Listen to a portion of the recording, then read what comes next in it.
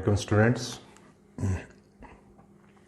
आज मैं आपके सामने मोल का एक और रिलेशन लेके जो थर्ड रिलेशन था वो लेकर हाजिर हुआ हूँ।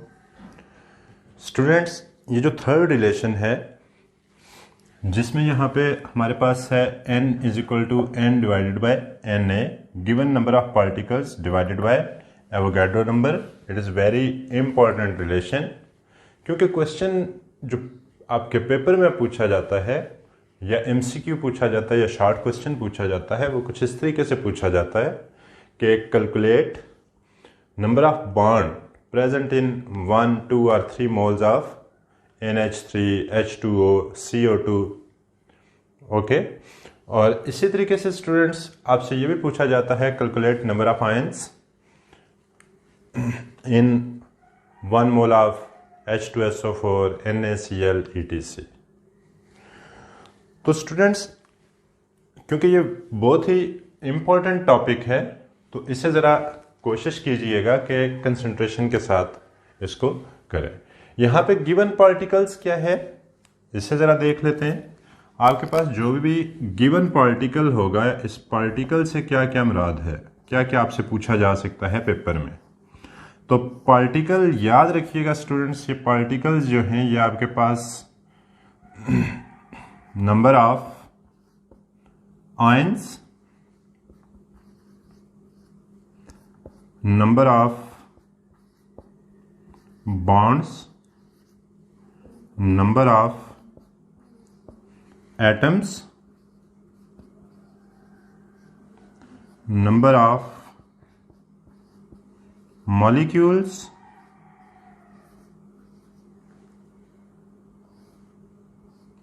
number of फार्मूला यूनिट्स हो सकते हैं। तो ये 4-5 चीज़ें, इनमें से कोई भी चीज़ पूछी हुई है, number of ion, number of bond, number of atom, number of molecule, कोई भी चीज़ है students, number of formula units, तो इट्स मीन आपने रिलेशन कौन सा यूज़ करना है, मोल का थर्ड रिलेशन यूज़ करना है। तो आइए देखते हैं कुछ क्वेश्चन, कुछ टिपिकल क्वेश्चंस किस तरीके से पूछे जाते हैं। फॉर एग्जांपल हमारे पास है short question,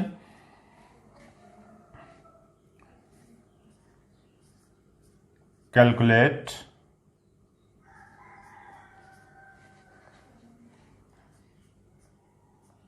number of molecules when 2 moles of H2O present।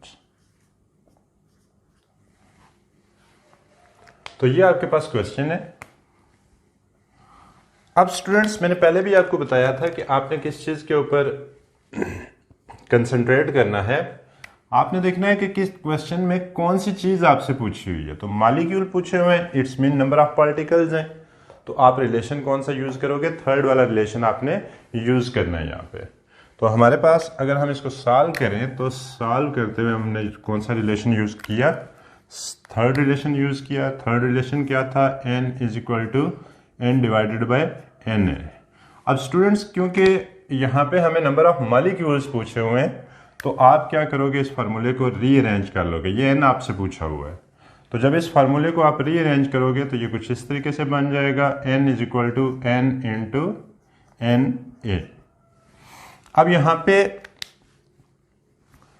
n क्या है, कितने मोल गिवन है स्टूडेंट्स, क्वेश्चन में 2 मोल गिवन है, मल्टीप्लाई बाय एवोगाड्रो नंबर की वैल्यू आपको पता है कांस्टेंट होती है 6.02 इंटू 10⁻23 होती है।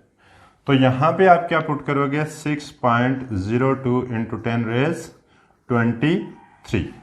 जब इसको आप सॉल्व करोगे तो आपके पास 12 मल्टीप्लाई बाय 10 पावर 23 आएगा। अगर इसे ज़रा स्टैंडर्ड फॉर्म में लिखना चाहते हो तो 1.2 इंटू 10⁻। अब यहाँ पे स्टूडेंट्स आपने क्या किया, इसको आप कम कर रहे हो, इधर से इधर लेके आ रहे हो, ठीक है। तो आप यहाँ पे इस वैल्यू को कम कर रहे हो, तो जब भी इस वैल्यू को आप कम करोगे तो इसमें उतना एडिशन कर दो ताकि इक्वल हो जाए, कोई फर्क इससे नहीं पड़ता। क्लियर है? अगर आप इस वैल्यू को ज़्यादा करोगे तो इधर आपने एडिशन करनी, इधर से आपने माइनस करना है, सब्ट्रैक्ट कर देना है। अब यहाँ से आप पॉइंट कितना इधर लेके आ रहे हो, एक डिजिट इधर लेके आ रहे हो, तो यहाँ पे भी आप पावर में क्या करोगे, 1 इंक्रीज करोगे। तो 23 प्लस 1 इज इक्वल टू क्या होगा, 24 होगा। Is it clear students? तो आपने नंबर ऑफ मॉलिक्यूल्स फाइंड कर लिए किसके अंदर, 2 मोल्स ऑफ H2O। तो 1 मोल होता है स्टूडेंट्स, ऐसे भी अगर हम 1 मोल को देखें तो 6.02 × 10⁻23 मॉलिक्यूल्स बनते हैं। जबकि यहाँ पे इसमें अगर हमारे पास कितने मोल थे, 2 मोल थे, तो 1.2 × 10⁻24 मॉलिक्यूल्स बनेंगे। Is it clear students? कोई इशू? चलिए अपना नेक्स्ट क्वेश्चन देखते हैं।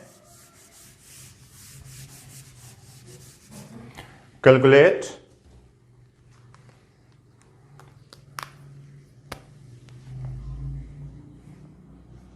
number of moles when 3.01 × 10⁻23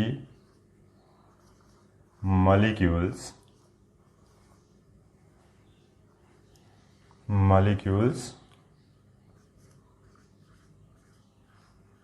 present. अब आपको क्या चीज गिवन है, आपको पार्टिकल गिवन है, उससे आपने क्या करना है, नंबर ऑफ मोल्स को फाइंड कर लेना है। तो कोई इशू है इसमें? यही थर्ड रिलेशन हम क्या करेंगे, इसको यूज करेंगे। जब आप थर्ड रिलेशन यूज करोगे, n = n / na। अब आपने क्या फाइंड करना है, आपने फाइंड करना है नंबर ऑफ मॉलिक्यूल्स। तो इस फार्मूले को स्टूडेंट्स अरेंज करने की कोई भी जरूरत नहीं है। आप इसी तरीके से क्या करोगे, लिखोगे n = n / na। अब आपके पास n क्या है, कितने पार्टिकल्स गिवन है, 3.01 × 10⁻23 डिवाइडेड बाय 6.02 × 10⁻23। अब इसको डिवाइड करोगे तो n = क्या होगा, 0.5 मोल्स। अब स्टूडेंट्स नंबर ऑफ पार्टिकल से आपने क्या चीज कैलकुलेट कर ली, नंबर ऑफ मोल फाइंड कर लिए। अब इससे ज्यादा इंपॉर्टेंट जो चीज है वो आपसे ये क्वेश्चन पूछे जाते हैं, calculate number of ions, calculate number of bonds, calculate number of atoms, calculate number of formula units. तो हम देखते हैं कि इसको कैसे सॉल्व किया जाता है। फॉर एग्जांपल हमारे पास क्वेश्चन है,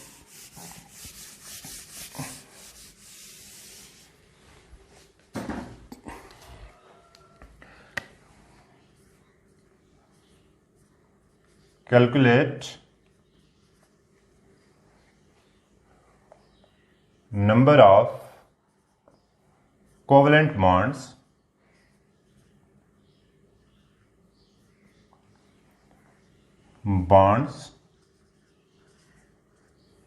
present in 2 moles of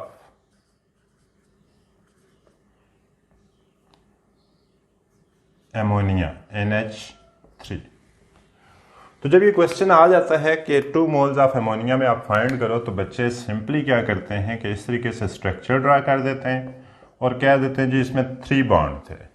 no students, आपने क्या करना है, आपने पहले फार्मूला अप्लाई करना है, उसके बाद इसका आंसर करना है। तो फार्मूला क्या है, कौन सा रिलेशन यूज होगा स्टूडेंट्स? रिलेशन हमारे पास जो यूज होगा वो होगा n = n / na। अब आपने पहले क्या करना है, आपने ये फाइंड करना है कि 1 मोल के अंदर एमोनिया के मॉलिक्यूल कितने प्रेजेंट हैं। ठीक है स्टूडेंट्स, 2 मोल के अंदर एमोनिया के कितने मॉलिक्यूल्स प्रेजेंट हैं। तो ये फाइंड करने के लिए हम इस फार्मूले को रीअरेंज कर लेते हैं। n = n × na A। अब जब आपने रीअरेंज किया तो n इज इक्वल टू क्या हो जाएगा 2 मल्टीप्लाई बाय 6.02 इंटू 10 रेज 23। अब यहां तक स्टूडेंट्स आपने क्या चीज ये फाइंड की है, ये क्या चीज है, ये आपके पास नंबर ऑफ पार्टिकल्स हैं। ये क्या है आपके पास, नंबर ऑफ पार्टिकल्स।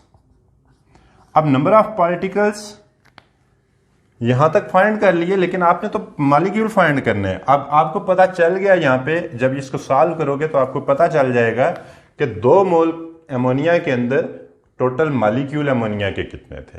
और यहां पे आपने किस नंबर के साथ मल्टीप्लाई करना है स्टूडेंट्स, आपने देखना है यहां पे कि पर मॉलिक्यूल कितने बॉन्ड है। तो यहां पे पर मॉलिक्यूल कितने बॉन्ड है, यहां पे 1 2 3।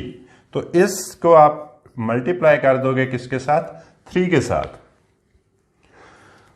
तो मैं यहां पे आपके पास एक और रिलेशन बना देता हूं, multiply by number of bonds.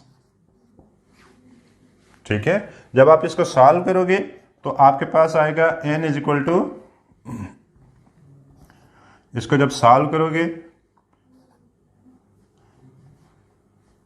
36 point something आएगा, 8 और समथिंग जो भी आ रहा है आपने कैलकुलेट कर लेना है।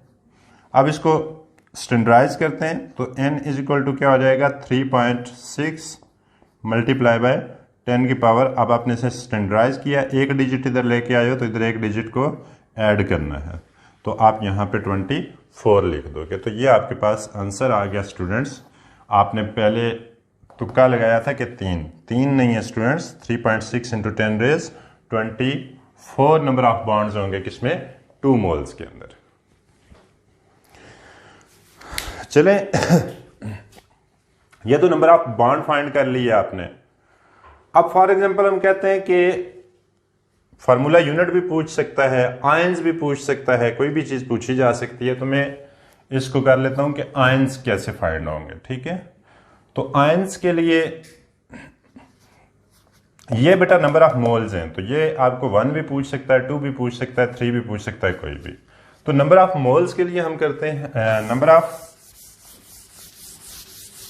आयंस, हम देखते हैं कि कैसे फाइंड करने हैं। फॉर एग्जाम्पल आपके पास क्वेश्चन आ जाता है स्टूडेंट्स के कैलकुलेट नंबर ऑफ आयंस। क्या है, calculate number of ions present in 2 moles of H2SO4। 2 मोल कर लो, 1 मोल कर लो, जो भी है, यहां पे मैं 1 कर देता हूं, 1 मोल ऑफ H2SO4। तो स्टूडेंट्स सबसे पहला जो काम आपने करना है, जो भी आपके पास कंपाउंड दिया हुआ है आयनिक कंपाउंड, तो इसको आपने क्या करना है स्टूडेंट्स, आयोनाइज कर लेना है। सबसे पहला काम आपने क्या करना है, इसको आयोनाइज करना है। तो यहां पे इसको आयोनाइज करो अगर स्टूडेंट्स, तो H2SO4 क्या आ जाएगा, 2H positive plus SO4 negative 2 आएगा। ठीक है, फार्मूला आपके पास पूछा हुआ है नंबर ऑफ आयंस, तो कौन सा रिलेशन यूज होगा, थर्ड रिलेशन यूज होगा। तो चलते हैं इसको सॉल्व करते हैं, देखते हैं कि ये कितना इजी क्वेश्चन है। n is equal to n divided by Na। आपने पहले नंबर ऑफ क्या फाइंड करना है, फार्मूला यूनिट फाइंड करने हैं कि 1 मोल में H2SO4 के कितने फार्मूला यूनिट्स हैं। तो इसको रीअरेंज कर लो स्टूडेंट्स। जब इसको रीअरेंज करोगे फार्मूले को, तो n is equal to n into Na हो जाएगा। अब यहां पे आपके पास कितने मोल गिवन है क्वेश्चन में, 1 मोल है, तो 1 लिखोगे, मल्टीप्लाई बाय Na क्या है 6.02 इंटू 10 रेज 23। यहां तक आपने क्या चीज फाइंड कर ली, यहां तक स्टूडेंट्स आपके पास आ जाएगा कि 1 मोल में कितने फार्मूला यूनिट्स हैं।